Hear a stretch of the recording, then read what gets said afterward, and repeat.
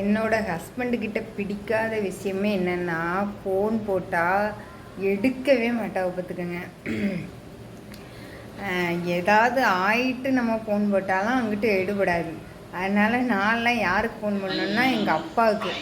எங்கள் அப்பா எந்த ட்ராவலில் இருந்தாலுமே ஒரு ஃபோன் போட்ட உடனே எடுத்துருவாங்க. அது வந்து எனக்கு ரொம்ப பிடிக்கும். அப்படியே சைடு ட்ராவலில் இருந்தாலுமே ஓரமாக பைக்கு நிறுத்தி எடுத்துருவாங்க. ஆனால் இந்த ஹஸ்பண்ட் இருக்காரே, அவர் எடுக்கவே மாட்டார். ஒரு 20 டைம் ஃபோன் போட்டாலும் எடுக்கவே மாட்டாங்க. கேட்டால் என்ன திரும்ப சொல்லுவாங்க, எனக்கு காது கேட்கல அப்படின்னு சொல்லிடுவாங்க. அதனால் ஒரு ஆத்திர அவசரத்துக்கு வந்து நான் யாருக்கு ஃபோன் போடணும்னா எங்கள் அப்பாவுக்கு ஃபோன் போடணும், இல்லை எங்கள் அம்மாவுக்கு தான் ஃபோன் பண்ணணும். என் ஹஸ்பண்டுக்கு ஃபோன் போட்டு ஐயோ நம்மளை காப்பாற்ற வருவாங்கன்னா வரவே மாட்டாவ.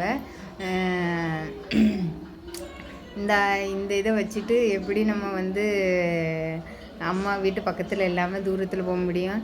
எனக்கு அப்போ இருந்து 7:30லேருந்தே ஃபோன் போட்டுட்ருக்கேன். ஏன்னா வந்து டியூஷனில் பிள்ளைங்க இருக்கா, கூப்பிடணும். இவைய வந்து வெளியே போயிட்டாவ. வெளியே போனால் நான் ஃபோன் போட்டுகிட்டே இருக்கேன், எடுக்கவே மாட்டேக்காவ. லைனுக்கு மிட்டாய் கொடுக்க போனாவ, ஃபோனு எடுக்கவே மாட்டேக்காவ. நான் தான் போய் கூப்பிட போனேன் பார்த்துக்கோங்க.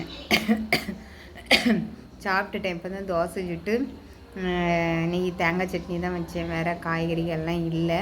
அதனால் தேங்காய் சட்னி வச்சு கொஞ்சமாக வச்சு சாப்பிட்டுட்டேன். இனி போய் பசங்களை கூப்பிட்டு வந்து அவங்களுக்கு செஞ்சு கொடுப்போம். ஃபோனே எடுக்க மாட்டேங்காவ. இப்படி யார் வீட்லையாவது இருக்காங்கன்னா கொஞ்சம் கமெண்டில் சொல்லுங்கள் மக்களே, எங்கள் வீட்லேயும் இப்படி தான் இருக்காவன்ட்டு. ஆனால் எங்கள் அப்பா அப்படி கிடையவே கிடையாது. ஒரு 2 மிஸ்டு கால் விட்டாலுமே உடனே எங்கிட்டு போனாலும் பைக்கை ஒரு வாரத்தில் நிறுத்தி அட்டன் பண்ணி பேசுவோம். அதே மாதிரி தான் நானும் எங்கள் அப்பாவும் பேங்க்கு இந்த மாதிரி போனோன்னு வச்சுக்கோங்களேன். எங்கள் அம்மா திடீர்னு மளிகை கடையில் ரேட்டு தெரியாமல் கால் பண்ணுவேன். அப்போது எந்த இதுலனாலும் எந்த ஹைவேயில் எதில் போனனாலும் ஓரங்கட்டி நிறுத்தி நீட்டாக பதில் சொல்லிட்டு தான் எடுப்பாங்க. அதே மாதிரி எங்களெல்லாம் கூட்டிகிட்டு போனோம்னா ரொம்ப ஸ்லோவாக பைக்கை ஓட்டி பார்த்து கூப்பிட்டு போவாங்க. என் ஹஸ்பண்டு பின்னாடிலாம் போனோன்னா என் தங்கச்சிலாம் பயந்து சாவதான் செய்வான். ஏன்னா அவ்வளோ ஃபாஸ்ட்டாக ஓட்டுவோம் பைக்கு.